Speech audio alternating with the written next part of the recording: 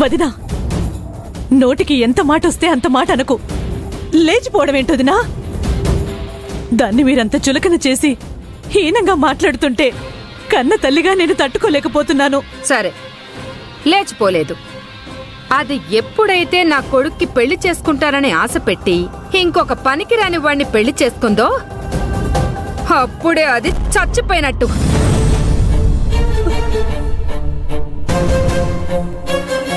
అలాంటి చచ్చిపోయిన దానికి పెళ్ళేంటి? పెళ్లి తర్వాత జరిగే రాకపోకల గురించి మనమెందుకు పట్టించుకోవాలి? లోపలికెళ్ళు. లేదు దినా, నేను మంజుకు చెప్పాను వచ్చి తీసుకొస్తానని.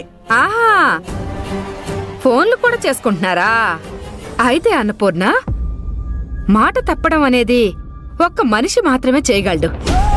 నువ్వు మాట తప్పావనుకో, ఇదిగిదిగిదిగో. ఎందుకు ఈ బీపీగాడు కూల్గా ఉన్నాడు కాబట్టే ఎంత నిదానంగా చెప్తున్నాను. మా మంచు వదినవు కదూ? మంజు అనేది మన దృష్టిలో లేదు, మన మనిషి కాదు. మర్యాదగా లోపలికి వెళ్ళు. వెళ్ళమంటున్నానా? నీకు దండం పెడతాను వదినా. నా బిడ్డను తీసుకురాకపోతే అక్కడ దానికి విలువెవ్వరు, గౌరవించరు. చెప్తే అర్థం కావట్లేదా? నువ్వెక్కడికి తీసుకురావద్దు.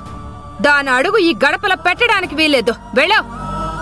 వదినా, నా కూతుర్ని వేరు చెయ్యకు. నాకు కడుపు కోతను మిగిల్చకు. ఇది నీకు న్యాయం కాదు వదినా. నువ్వు ఎన్నన్నా తిట్టు, అవన్నీ పూలుగా మారి మెడలో పడతాయి తప్ప నాకేం ముళ్ళులా గుచ్చుకోవు. నడు, నడు లోపలికి.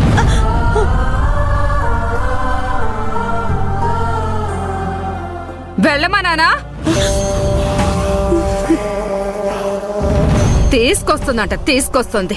చూస్తా ఎలా తీసుకొస్తుందో.